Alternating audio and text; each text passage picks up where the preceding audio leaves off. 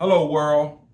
We are live with Green Travels Talk. We're here to talk about tropical plants. My name is Michael. And I'm Ulissa. So we are here for Ulissa. She's going to teach me as well as you about tropical plants. All right, so we're going to get into it. I got so many questions. So many questions. First thing I want to know, how long have you been dealing with plants? Um, Roughly about 25 to 30 years. Yes. 25 to 30 years.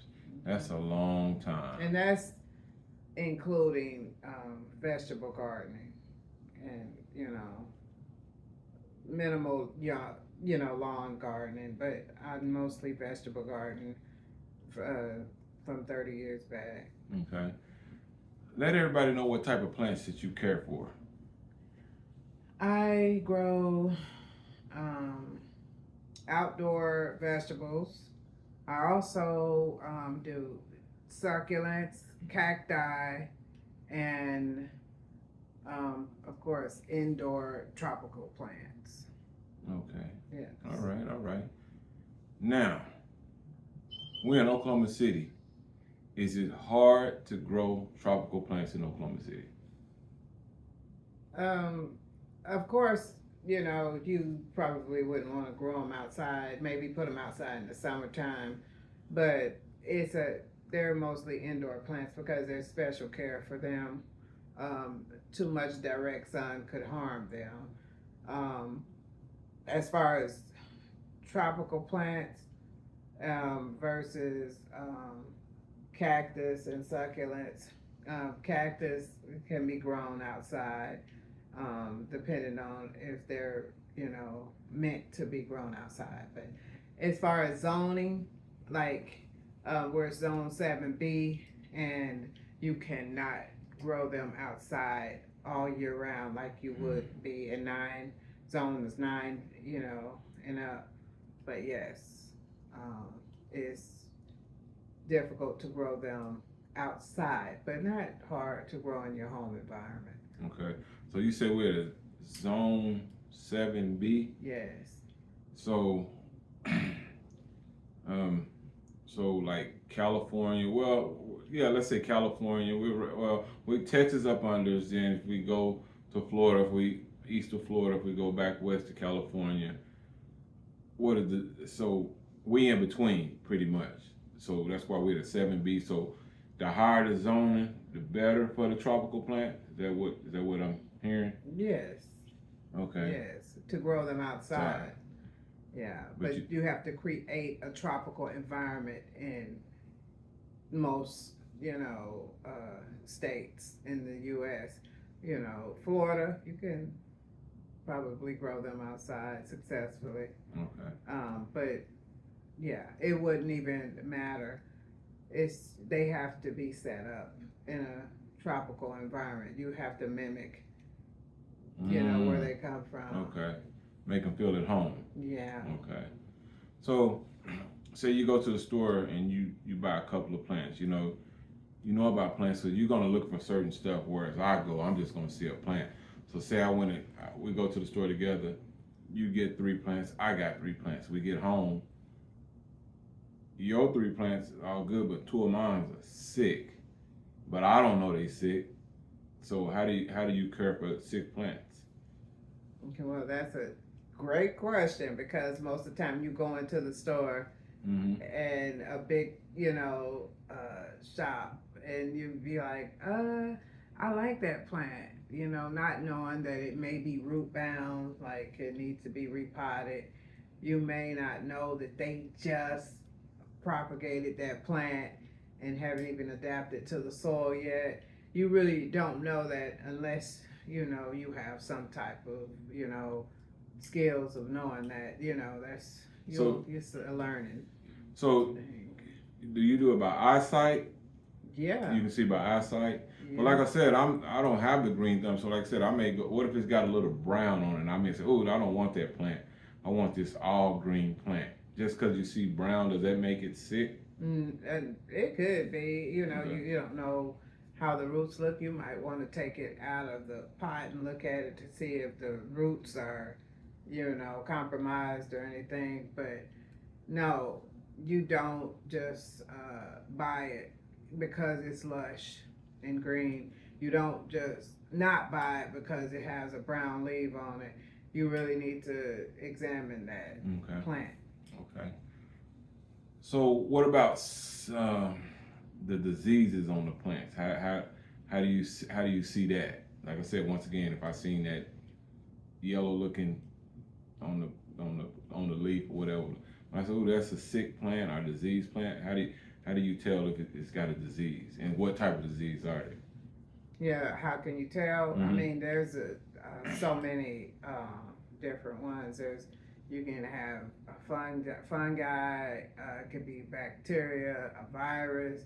It could be from overwatering, from pests, from underwatering. It's so many different variables that you would have to look for.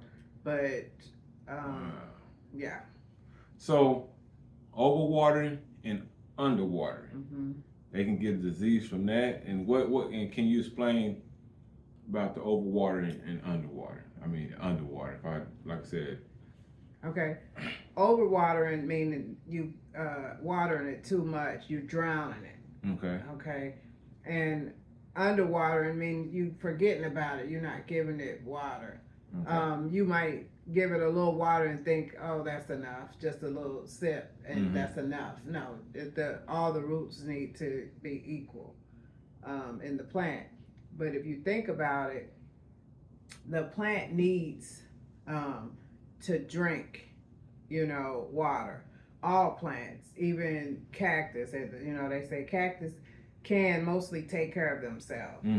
But eventually, the water that's inside the cactus and succulent plants, they eventually will use up all the water that they store as well. Okay. That's why plants need a little water, regardless of what type they are. Okay. However, overwatering, it will make those porous roots turn non-porous because it then sucked up everything and it's just overwhelmed, just like a human. When we a human, when we drink water, if we drink too much, what happens? We'd be bloated and full or whatever. Some people get sick. Some people even died, from drinking too much water. Just like so, it's the same with a plant. Okay. So how do you know if a plant needs water? Well, you can put your finger inside the soil, go down like half an inch. You can also check the weight when you have a plant that's fully watered. Check the weight, and you'll know the difference the next time when you pick it up. Oh, it still feels like water in here, because it's gonna get lighter, and you'll be able to tell. And if it's too light, it ain't had water in a while. But that's it. It comes with practice. Okay. So if I brought a sick plant to you, what would be your to bring it back to life, to rehabilitate it? What would you do? Like, if I say, here's this plant, so I hand it to you. So what's your next step? What would you do? I have to examine it. Okay. I have to look at the leaves and look under the leaves to see if it has any type of pest. I have to look at the roots. I look at it and I, have to figure it out. We might have to just cut it back, cut all the roots off, start back and propagate it and start it over. But you're trying to save it, so you're going to do the best you can with what you got, but you may have to completely go ahead and put it to rest. Ooh, okay. So you said the insects. So what type of insects that can destroy your plant, tropical plant, or any plant? There's spider mites, there's thrips, it's so many. Oh, so many. Okay. Yeah. Okay. So, but you found a way to treat them, or do you just, like, if you go buy a new plant, when you bring it home, do you just throw your plants in with the other plants? No. You have to keep them secluded, and kind of put them in the little personal area, Mm-hmm. and you know, I don't suggest you water the plant unless it desperately needs water, and a lot of times the plants are neglected at these big lots and stuff Mm-hmm. like that. But if it need a little drink, give it a little drink. But it has to get adjusted to your environment Okay. first, and also. Whenever you take a plant home, you definitely take it to the bathroom and wash the leaves.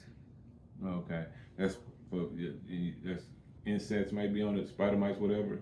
Mm-hmm. And like you said, so when you buy a new plant, you said you isolate it and Mm-hmm. maybe give it a little bit of water because you don't want to give it too much water because you don't really know how Mm-hmm. much water's in there. Yes, Right. and Okay. it has to acclimate to your Environment. environment. Okay. Okay. Okay. Okay. Okay. What is your favorite plant?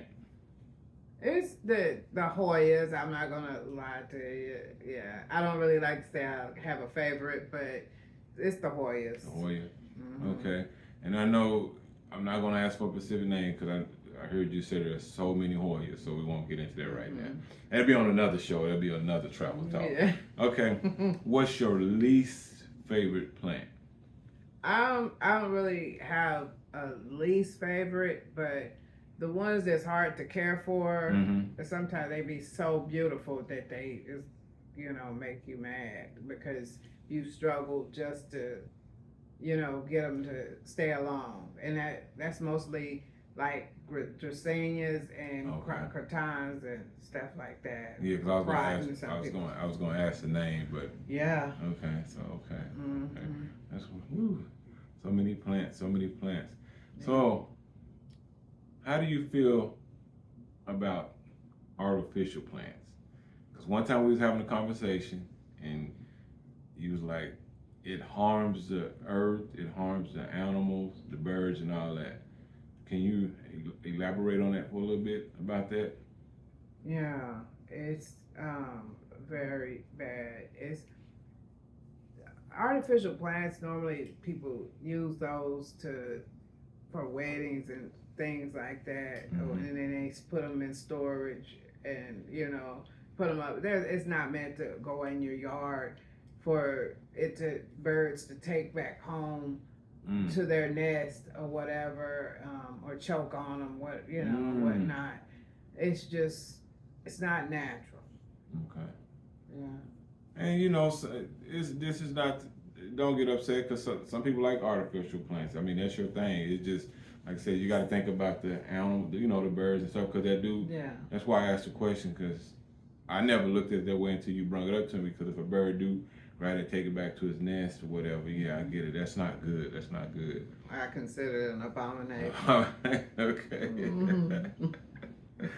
All right. So the type of fertilizer, the soil, and all that, we're gonna get into that on another travel talk. But can you just explain a little bit about the type of soils? Like if you take say you got a Hoya and you put it in, you take a Hoya plant and you're gonna put it in with the succulent plant. Do they use the same type of soil?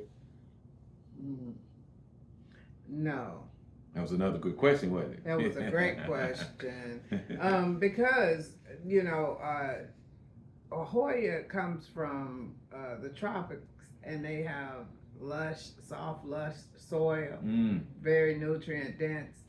And a succulent comes from gritty, rough soil, and no, really hardly any care is given to them, hardly any water, and it's totally different. Okay. So if you give it to them, they may not be happy, like the same soil. Like you wouldn't want to put a Hoya in that type of soil. Okay. But Hoya grows in different environments too.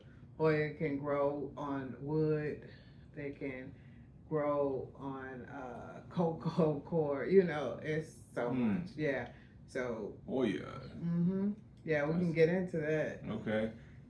So these plants, I noticed you've been doing this for a long time, 20, 25, 30 years. These plants are like your children, huh?